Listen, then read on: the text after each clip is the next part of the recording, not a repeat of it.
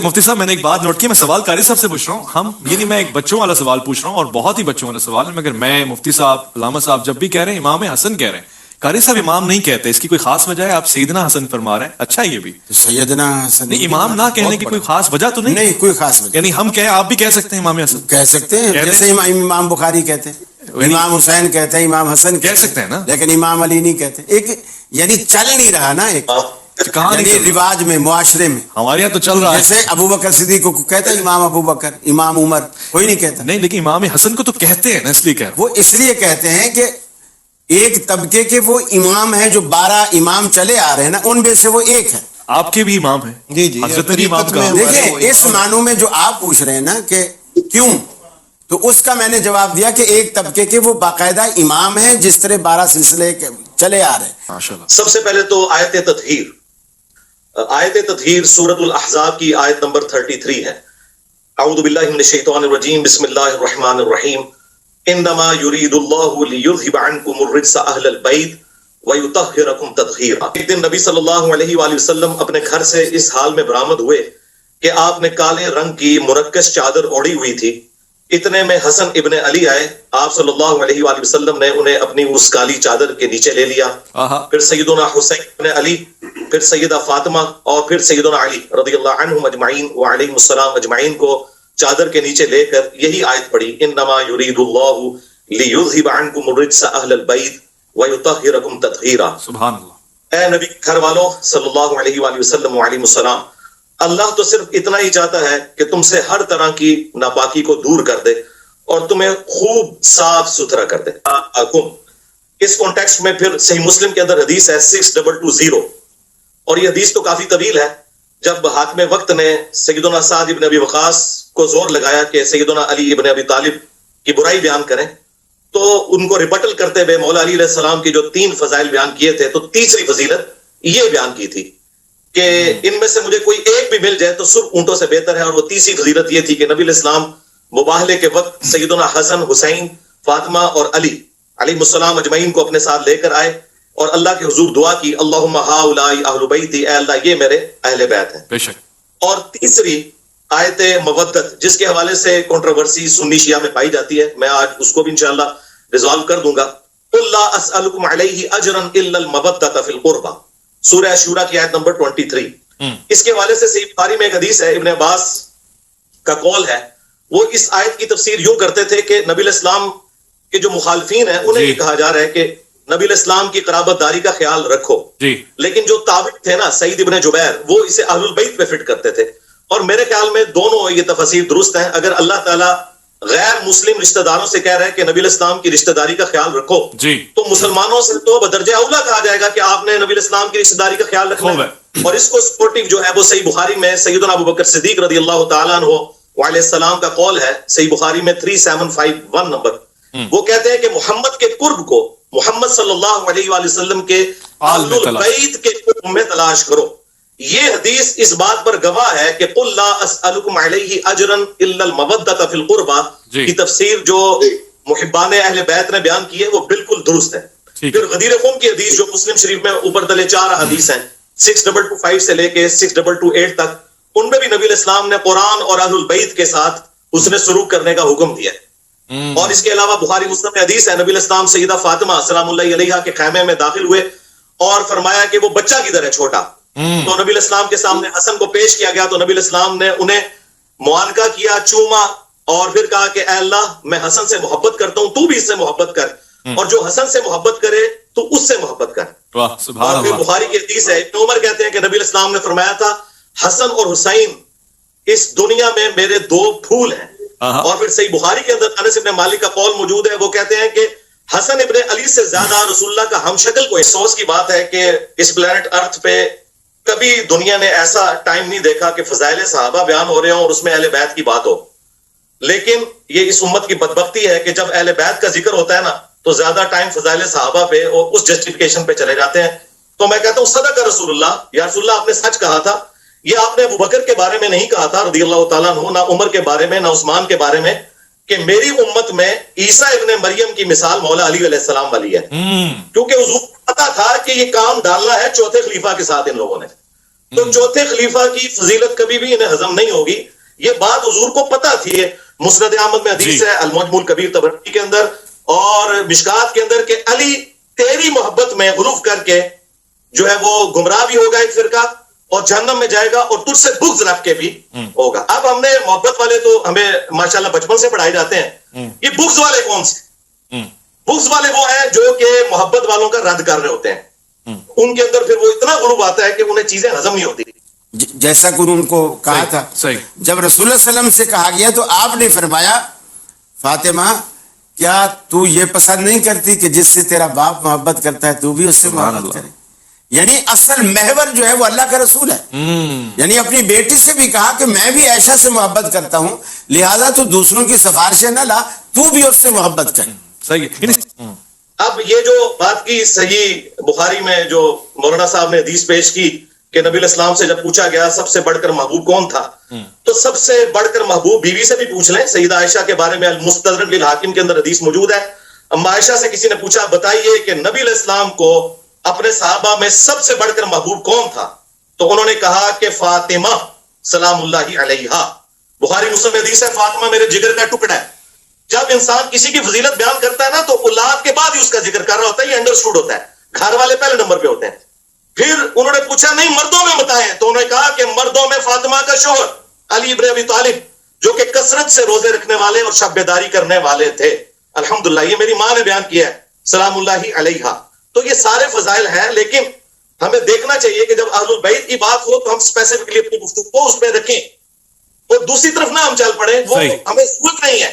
وہ فضائل صحابہ ماشاءاللہ پچھلے 1000 سال سے فضائل صحابہ کانفرنسز ہو رہی ہیں اور بڑا ذکر ہو چکا ہے اللہ کے فضل سے اس کے اوپر. اس وقت جو ہے اہل بیت کے حوالے سے کوشش ہے کریں کہ بھئی اہل بیت کے ساتھ جن لوگوں نے ظلم کیا, اہل بیت کے بارے میں تھا کہ میں تمہیں خوف دلاتا ہوں, میرے بعد ان کے ساتھ اس نے سلوک کرنا غدیر کی حدیث میں. تو اہل بیت کے حوالے سے ہمیں سینسٹیو ہونا چاہیے.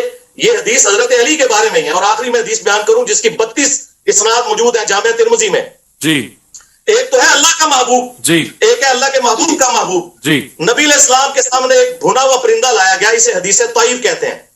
نبی علیہ السلام نے کہا اے اللہ میرے ساتھ اس شخص کو بھیج یہ پرندہ کھانے کے لیے جو اس مخلوق میں سب سے بڑھ کر تجھے محبوب ہے. اللہ اکبر. تو سیدنا علی رضی اللہ تعالیٰ عنہ تشریف لے آئے اور پھر ساتھ بیٹھ کے بھنا ہوا پرندہ کھایا.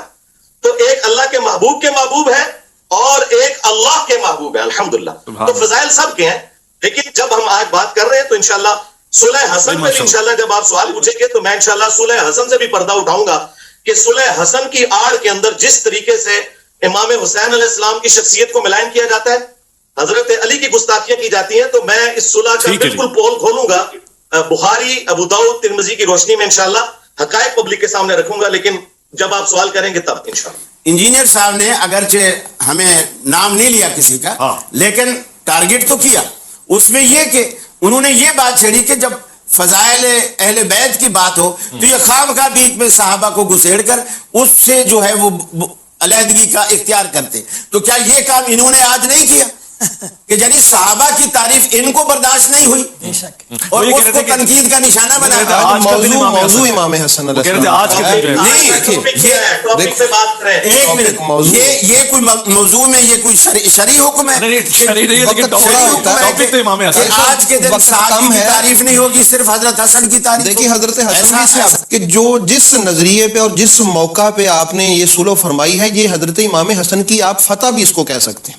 بے شک یہ امام حسن کی ہی فتح, کیونکہ جو اپنی شرطیں منوا جائے لکھا کے کہ یہ میری طرف سے پھر شرط ہے, فتح بھی تو پھر اسی کی ہوئی نا. معاملہ یہ ہے کہ اصل میں امام حسن علیہ السلام کی میری طبیعت, آپ 10 دن سے میں آپ کے ساتھ ہوں, آپ جانتے ہیں بڑی رواداری والی, کبھی میں بات نہیں کرتا. میں سمجھتا ہوں امام حسن علیہ السلام کائنات کی مظلوم ترین شخصیت ہے. امام حسین علیہ السلام کے قاتلوں کو اور ان کے ساتھ زیادتی کرنے والوں کو تو ہم نام لے کے بھی کئی کچھ کر دیتے ہیں, لعنت بھی کرتے ہیں, اور ان کے لیے ہم کہتے ہیں کہ فلان, ہاں جی, برات کا. امام حسن علیہ السلام وہ مظلوم شخصیت ہے کہ کہاں ان کا, کس جگہ پہ ان کا خون تلاش کریں.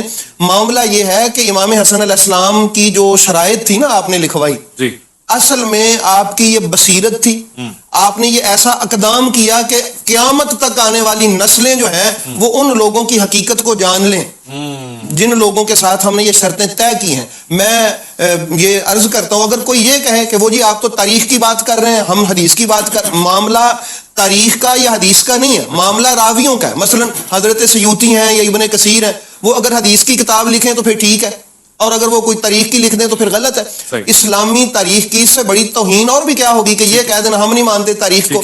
معاملہ ہے حقیقت کا. دیکھیے سارے راوی نہ ہی حدیث کی کتابوں میں ہم کہتے ہیں کہ یہ بات معتبر ہو گئی ہے, اور اسی طرح بات حدیث کی کتاب میں ہو یا تاریخ کی کتاب میں ہو, معاملہ راویوں کا ہے, کتاب کا نہیں ہے. حضرت امام حسن علیہ السلام نے یہ جو صلح فرمائی ہے, اس کو آپ اگر توجہ سے ہم دیکھیں تو کون نہیں جانتا کہ امام حسن علیہ السلام کو, آپ کو پتا تھا یہ, اور میں یہ بھی عرض کر دوں کہ یہ جو ہم نے لکھوایا یہ پورا ہونے والا نظر بھی نہیں آ رہا, لیکن آپ نے, میں یہ سمجھتا ہوں قیامت تک کے لوگوں کے سامنے بات رکھی ہے کہ یہ حقیقت شاید جنگ میں عیاں نہ ہو سکتی جو آپ نے صلح کر کے عیاں فرمائی. کہ صلح ہوتی کیا ہے؟ صلح کا مطلب یہ ہے کہ دونوں طرف کی پارٹیز نے اپنا موقف رکھا اور کنسنسس کے ساتھ کوئی ڈاکومنٹ تیار ہوا. صلح ہوتی ہی اس وقت ہے جب شرائط طے پا جائیں. صلح حدیبیہ کے اندر کیا شرائط طے پائی نہیں تھی؟ اگر شرائط نہ ہو تو صلح نہیں ہوتی ہے, پھر تو ایک بندے کی جیت ہوتی ہے دوسرے کی ہار ہوتی ہے. جب دونوں برابر کے لوگ آ رہے ہیں تو صلح کرتے ہیں اور وہ شرائط طے کرتے ہیں. لہٰذا یہ آؤٹ آف کوسچن ہے کہ وہ شرائط ہے تھی یا نہیں تھی. جس طرح صلح حدیبیہ کی شرائط تھی اس طرح صلح حسن کی بھی شرائط تھی. لیکن اس کے لیے یہ چیز یاد رکھیں کہ حسن ابن علی رضی اللہ تعالیٰ عنہ علیہ السلام نے جو یہ صلح کی ہے یہ قرآنی حکم پر عمل کیا ہے. بعض لوگ سیدنا علی رضی اللہ تعالیٰ عنہ پر خفیہ تان کرتے ہوئے یہ کہتے ہیں کہ حسن ابن علی تو مولا علی علیہ السلام کو اپنے دور میں, دور خلافت میں کی گئی جنگوں سے روکتے تھے. بالکل یہ جھوٹ ہے, نعوذ باللہ من ذالک. اگر یہ بات ہوتی تو وہ جنگ جمل صفین نہروان میں مولا علی کے ساتھ شریک نہ ہوتے, وہ شریک رہے ہیں. صفین پارٹ 2 بھی سیدنا حسن ابن علی نے شروع کر دیا تھا. بخاری شریف سے یہ جو حدیث بیان کی جاتی ہے نا کہ یہ میرا بیٹا سید ہے, یہ پوری حدیث جو ہے یہ اس کا آخری ٹکڑا ہے. یہ حدیث کافی لمبی ہے. یہ سٹارٹ اس سے ہوتی ہے کہ حضرت عمر بن عاص رضی اللہ تعالیٰ عنہ حضرت معاویہ رضی اللہ تعالیٰ عنہ سے کہتے ہیں کہ میں اپنے سامنے وہ لشکر دیکھ رہا ہوں کہ جب تک اپنے مخالفین کو بھگا نہ لے وہ یہاں سے ہلے گا نہیں. وہ لشکر مولا علی علیہ السلام کی روح نہیں لے کے آئی تھی, مولا حسن علیہ السلام جو مولا علی کے بیٹے تھے وہ لے کے آئے تھے. ٹھیک ہے, یہ حدیثیں آدھی نہیں ہمیں پڑھنی چاہیے, پوری حدیثیں پڑھنی چاہیے. تو پھر حضرت معاویہ نے کہا کہ اگر یہ قتل و غارت ہوا تو پیچھے امت کا کیا بنے گا؟ تو حضرت عمر بن عاص نے کہا کہ ٹھیک ہے پھر میں پیچھے سے سنبھالوں گا. تو پھر اسی گفتگو کے دوران حضرت معاویہ نے کہا کہ کیوں نہ ہم حسن کے سامنے صلح پیش کریں, کچھ ہماری بات وہ مان لیں کچھ ہم ان کی مان لیں. تو ساتھیوں نے کہا کہ مشورہ اچھا ہے. تو یہ صلح کی طرف جو آفر ہے یہ حضرت حسن نے نہیں کی. یہ جھوٹ ہے کہ حسن جو ہے وہ امن پسند تھے. امن جنگ کے اندر غزوہ بدر میں کیا رسول اللہ امن پسند تھے؟ جب جنگ ہوتی ہے اس وقت جنگ ہوتی ہے, اس وقت امن کی بات نہیں ہوتی. سورۃ الانفال میں آیا کہ اگر میدان جنگ میں مخالف تم سے صلح کی بات کرے تو اسے ایکسپٹ کر لو. تو حسن ابن علی صفین پارٹ 2 لڑنے آئے, لشکر لے کے آئے. حضرت معاویہ کو جب عمر بن عاص رضی اللہ تعالیٰ عنہ نے کہا کہ یہ تو نہیں لیں گے, ہم ان کو صلح آفر کرتے ہیں, انہیں پتا تھا کہ قرآنی حکم پہ اہل البیت عمل کریں گے. تو جب صلح آفر کی گئی تو حضرت حسن ابن علی نے وہ صلح کی آفر سورۃ الانفال کے تحت قبول کر لی, جس طرح نبی علیہ السلام نے صلح حدیبیہ قبول کر لی تھی. اگرچہ نبی علیہ السلام کا پلڑا بھاری تھا اس کے باوجود مشرکین عرب کے ساتھ صلح کر لی. اچھا, یہ صلح کی تو ظاہر ہے وہ شرائط کیا تھیں؟ جی, بنو امیہ کے ممبروں سے جو سب و شتم کا سلسلہ کیا گیا ہے حضرت علی کے اوپر, جو لوگ یہ کہتے ہیں یہ تنقید تھی. مسلم شریف میں 6229 نمبر حدیث ہے, ابو تراب پر لعنت کے الفاظ ہے, وہ گالی سے بھی بڑھ کر لعنت کرتے تھے نعوذ باللہ ممبروں سے. 6229 صحیح مسلم, غدیر قم سے اگلی حدیث. اور 5واں رکھا گیا خمس. افسوس کے ساتھ ان 5 شرائط میں سے صرف 5ویں شرط پہ عمل ہوا ہے کہ حضرت معاویہ رضی اللہ تعالیٰ عنہ خمس دیا کرتے تھے. میں پورا ایک پروگرام بخاری مسلم سے کر سکتا ہوں کہ کس طریقے سے ان شرائط کی دھجیاں بکھیری گئیں. سب سے بڑی بات یہ ہے کہ حضرت حسن ابن علی کو زہر دے کے قتل کیا گیا. مصنف ابن ابی شیبہ میں آتا ہے کہ انہیں زہر دے کے شہید کیا گیا 47 ایئرز کی ایج میں.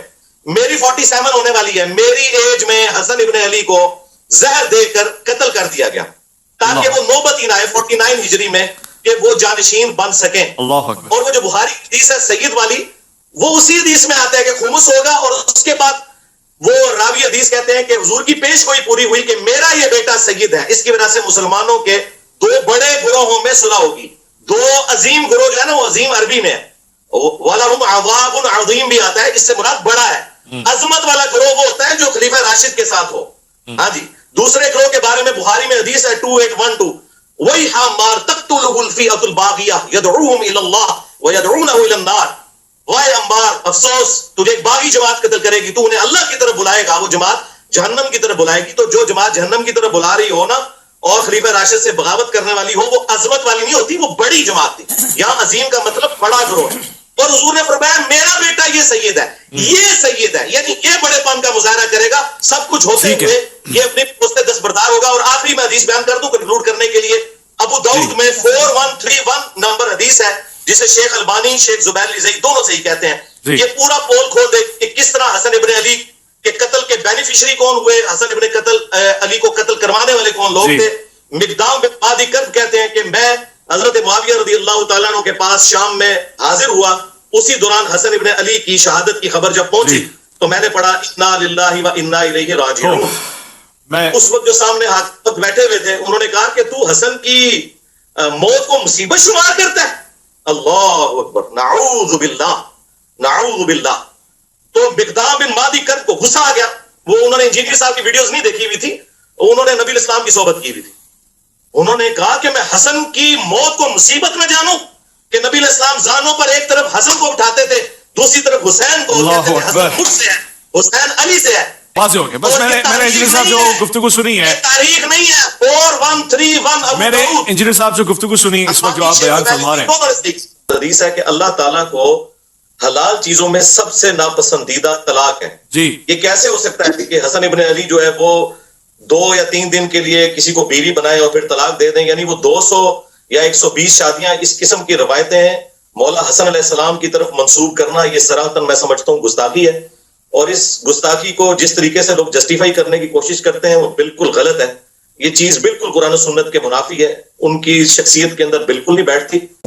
ابو العلا مودودی صاحب نے اپنی کتاب خلافت و ملوکیت میں معاویہ کے وہ جو منحوس کام تھے جس نے شروع کروائے، تو اس نے اپنے دور خلافت میں جن مردود کاموں کو، منحوس کاموں کو، مکروہ کاموں کو، ناجائز اور حرام کاموں کو جو اس نے شروع کیا تھا، تو اب انہوں نے ایک لمبی فہرست بنائی ہے معاویہ کے کارناموں کی.